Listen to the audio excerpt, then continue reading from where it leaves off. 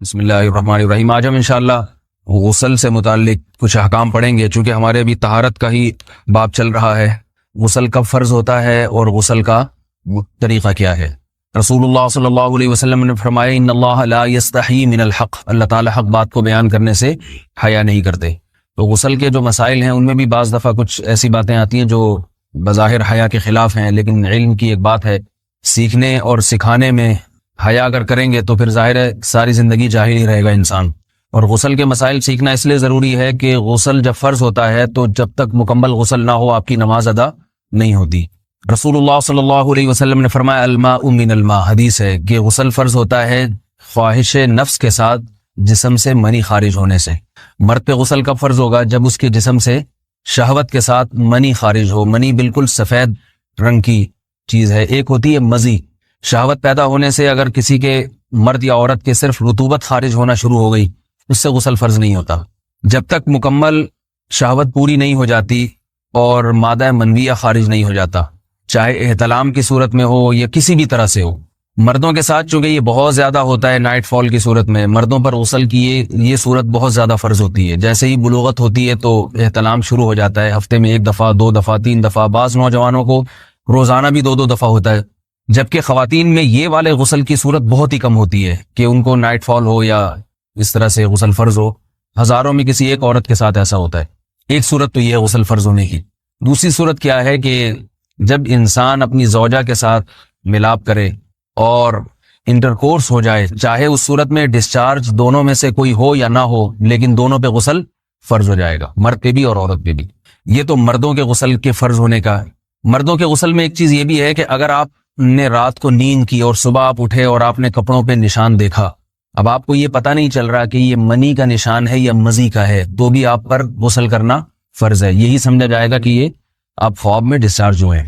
عورت پر جو غسل فرض ہوتا ہے ایک اور صورت میں ہوتا ہے کہ جب خواتین کو ایام آنا بند ہو جاتے ہیں، حیض یا نفاس سے جب پاک ہو جائیں تو بھی ان پہ غسل فرض ہے۔ یہ تو غسل کی فرضیت سے متعلق احکام تھے۔ کچھ چیزیں ایسی ہیں جن میں غسل سنت ہے، فرض نہیں ہے۔ جمعہ کے دن غسل کرنا رسول اللہ صلی اللہ علیہ وسلم نے بہت زیادہ تاکید کی ہے۔ سنت کی 2 قسمیں ہیں، سنت مؤکدہ اور سنت غیر مؤکدہ۔ مؤکدہ وہ ہوتی ہیں کہ جن کو چھوڑنے کا اگر کوئی معمول بنا لے تو گناہ کا خطرہ ہے اور ایسا شخص قابل ملامت ہے، اسے شریعت ملامت کرتی ہے، برا بھلا کہتی ہے۔ تو غسل سنت مؤکدہ ہے، ہفتے میں 1 مرتبہ، چاہے جمعے کے دن ہو یا کسی بھی دن ہو۔ جو مسلمان ہفتے میں 1 دفعہ بھی نہیں نہاتا، وہ کتنا ہی نیٹ کلین ہو، مگر شریعت کی نظر میں وہ قابل ملامت ہے، اسے تانے دینے چاہیے کہ شرم نہیں آتی ہو مسلمان مگر رہتے ہو بھنگیوں اور چماروں کی طرح۔ ملامت تو اسی کو کہتے ہیں نا۔ اس کی دلیل رسول اللہ صلی اللہ علیہ وسلم نے فرمایا، صحیح حدیث ہے، حق علی کل مسلم ان یغتسل کل اسبوع مرۃ، کہ ہر مسلمان پر لازم ہے کہ وہ ہفتے میں کم از کم 1 مرتبہ غسل کرے۔ ہر مسلمان پر لازم ہے، چاہے اس پہ غسل فرض نہ بھی ہو۔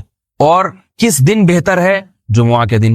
نبی صلی اللہ علیہ وسلم نے حکم دیا ہے کہ جمعے کے دن غسل کیا جائے۔ امام احمد ابن حنبل کا مذہب یہ ہے کہ جمعے کے دن غسل کرنا واجب ہے، صرف سنت نہیں ہے بلکہ واجب ہے، لیکن جمہور کا مذہب یہ ہے کہ سنت عمل ہے۔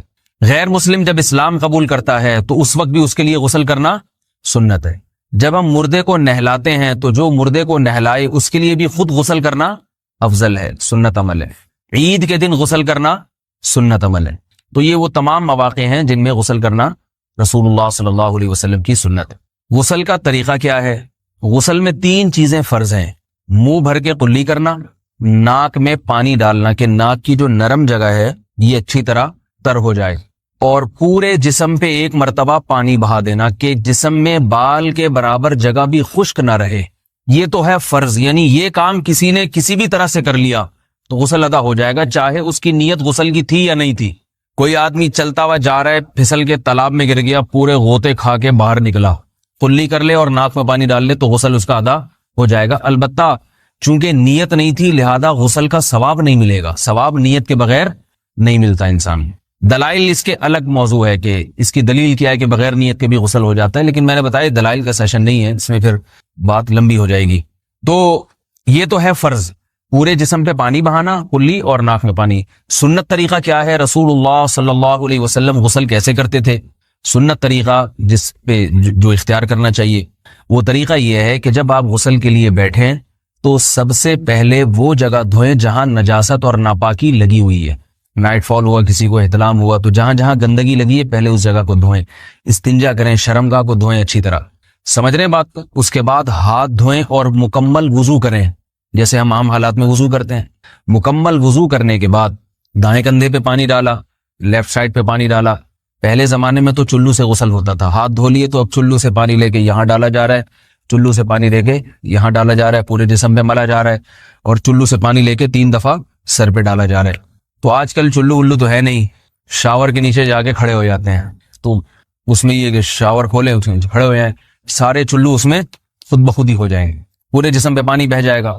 نبی صلی اللہ علیہ وسلم کے دور میں یہ جدید چیزیں نہیں تھیں, شیمپو اور صابن. تو آپ صلی اللہ علیہ وسلم بیری کے پتوں سے غسل کی ترغیب دیا کرتے تھے. بیری کے پتوں کو اگر پانی میں پکایا جائے تو پانی میں میل کچیل صاف کرنے کی صلاحیت بہت بڑھ جاتی ہے. ہمارے زمانے میں اس تکلف کی ضرورت نہیں ہے, صابن ملتے ہیں اس سے نہایا کریں. بہرحال کہنے کا مقصد یہ آپ لوگوں سے, تو یہ سنت طریقے سے غسل ہو جائے گا آپ کا. سمجھ رہے ہیں بات کو؟ سب سے پہلے استنجا کیا, اس کے بعد وضو کر لیا, اس کے بعد غسل کر لیا. اگر کسی نے غسل میں وضو نہیں کیا اور ویسے ہی پورے جسم پہ پانی بہا دیا تو بھی اس کا وضو خود بخود ہو جائے گا. اس غسل سے وہ نماز پڑھ سکتا ہے, کیونکہ بعض لوگ غسل کرنے کے بعد دوبارہ وضو کر رہے ہوتے ہیں. اس کی ضرورت نہیں ہے, کیونکہ جب غسل کرتے ہیں تو وضو والے اعضاء تو خود بخود اس میں دھل جاتے ہیں. یہ ہے غسل کا طریقہ. وضو کیسے ٹوٹتا ہے؟ جن چیزوں سے غسل فرض ہوتا ہے ان چیزوں سے وضو تو بہرحال ٹوٹتا ہی ہے. اس کے علاوہ بھی وضو ٹوٹتا ہے. اس سے پچھلے لیکچر میں نے کچھ تفصیل بتائی تھی کہ نجاست جسم سے کہیں سے بھی خارج ہو جائے یا نجاست نکل کے بہہ پڑے. اگر قضاء حاجت کی جگہوں سے نجاست خارج ہوئی ہے تو نظر بھی آ جائے وضو ٹوٹ جائے گا, اور قضاء حاجت کے علاوہ جگہوں سے اگر نجاست خارج ہوئی ہے, خون وغیرہ ہے جیسے, تو جب تک نکل کے بہے گا نہیں تو اس وقت تک وضو نہیں ٹوٹے گا. سمجھ رہے ہیں بات کو؟ وضو کا طریقہ کیا ہے؟ سب سے پہلے دونوں ہاتھوں کو دھویا جائے, 3 دفعہ کلی کی جائے, مسواک کی جائے, 3 دفعہ ناک میں پانی ڈالا جائے. پھر پورے چہرے کو, پیشانی یہ جو ہے جہاں سے پیشانی ہماری شروع ہو رہی ہے اور تھوڑی کے نیچے تھوڑی جہاں ختم ہو رہی ہے, اور ایک کان کی لو سے دوسرے کان کی لو تک 4 اعضاء ہیں وضو میں دھونا فرض ہیں. 1 چہرہ, نمبر 2 بازو, نمبر 3 سر کا مسا, چوتھا ہی سر, اور نمبر 4 پاؤں کو دھونا. اس کی دلیل قرآن مجید کی مشہور آیت ہے فَاغْسِلُوا وُجُوهَكُمْ وَأَيْدِيَكُمْ إِلَى الْمَرَافِقِ. اللہ فرماتے ہیں ایمان والو, جب نماز کا ارادہ ہو تو اپنے چہروں کو اور اپنے ہاتھوں کو دھو, سر کا مسا کرو اور پاؤں کو ٹخنوں سمیت دھو. دھونے کا حکم ہے قرآن مجید میں. البتہ سر کے بارے میں یہ نہیں آئے پورے سر کا مسا کرو, بلکہ آ رہا ہے وَامْسَحُوا بِرُؤُوسِكُمْ. با کا لفظ ہے, با آتی ہے تبعیض کے لیے کہ سر کے بعض حصے کا مسا. اب بعض حصے کا قرآن حدیث میں کہیں تذکرہ نہیں ہے, تو اس میں فقہاء کرام کے اجتہادات ہیں. امام شافعی فرماتے ہیں تھوڑا سا بھی ٹچ کر لیا سر کو ہو جائے گا. امام ابو حنیفہ فرماتے ہیں نہیں, کم از کم 1/4 کا ہونا ضروری ہے. سب کے اپنے اپنے دلائل ہیں, ان دلائل میں نہیں جاتا. فقہ حنفی کو جو فالو کرنے والے ہیں تو ان کو چاہیے کم از کم 1/4 سر کا مسا, یہ فرض ہونے کے لیے ضروری. مگر سنت کیا ہے؟ پورے سر کا مسا. نبی صلی اللہ علیہ وسلم دونوں ہاتھوں کو بھگو کے پورے سر کا مسا کرتے تھے ایسے. سمجھ رہے بات کو؟ اور مسا کے جو یہ ٹیکنیکل طریقے ہیں کہ آپ یوں پہلے انگلی بنائیں, پھر یوں لے کر جائیں, پھر یوں گھما کے لائیں, پھر یوں, یہ ٹیکنیکل طریقے حدیث سے ثابت نہیں. مسا کا طریقہ کیا ہے؟ بھیگا ہوا ہاتھ لے کے ایسے پورے سر کو ہو گیا. پھر حدیث میں یہ بھی ہے کہ یوں لے جاؤ اور یہ بھی ہے کہ 2 واپس بھی لے کر آؤ, دونوں طرح سے ثابت. تو ایسے بھی کر سکتے ہیں کہ یوں لے جائیں, اور ایسے بھی کر سکتے ہیں لے کے جائیں اور پھر واپس بھی لے آئیں, دونوں طریقے جائز ہیں. لیکن کم از کم سنت اتنی ہے کہ پورے سر کا مسا ہونا چاہیے. بعض لوگوں کو شو مارنے کا شوق ہوتا ہے, اگر وہ واپس لائیں تو بال ان کے خراب ہو جاتے ہیں, کہتے ہیں یار یہ پھر مسئلہ خراب ہو جائے گا. تو پھر ایسے لوگ صرف یوں ہی لے جائیں کافی ہے. افضل تو یہ کہ یوں بھی لے جائیں یوں بھی لے جائیں, دونوں طرح سے صحیح ہے. بہرحال دونوں حدیث سے ثابت ہیں.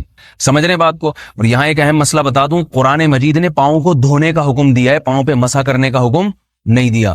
اور حدیث میں خفین پر مسا کرنے کا حکم ہے. تو قرآن اور حدیث کو فقہا نے جمع کیا ہے.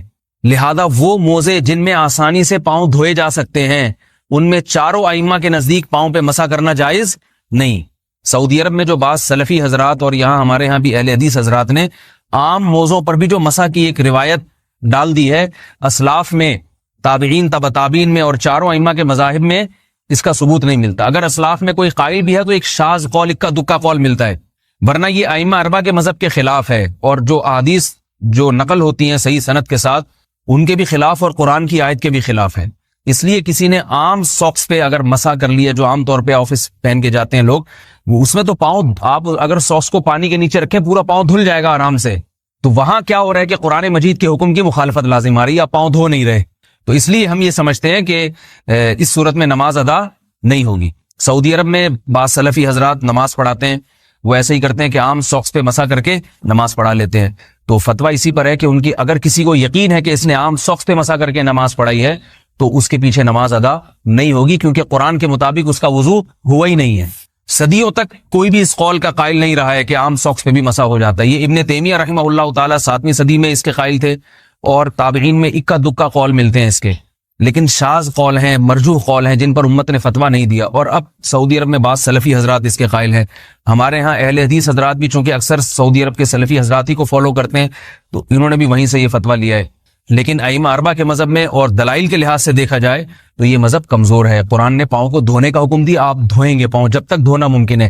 چمڑے کے موزے ہیں ان کو دھونا ممکن نہیں ہے اتارے بغیر، لہذا ان موزوں کے اوپر مسا ہو جائے گا. تو اس سے قرآن پر بھی عمل ہو جائے گا اور حدیث پر بھی عمل ہو جائے گا.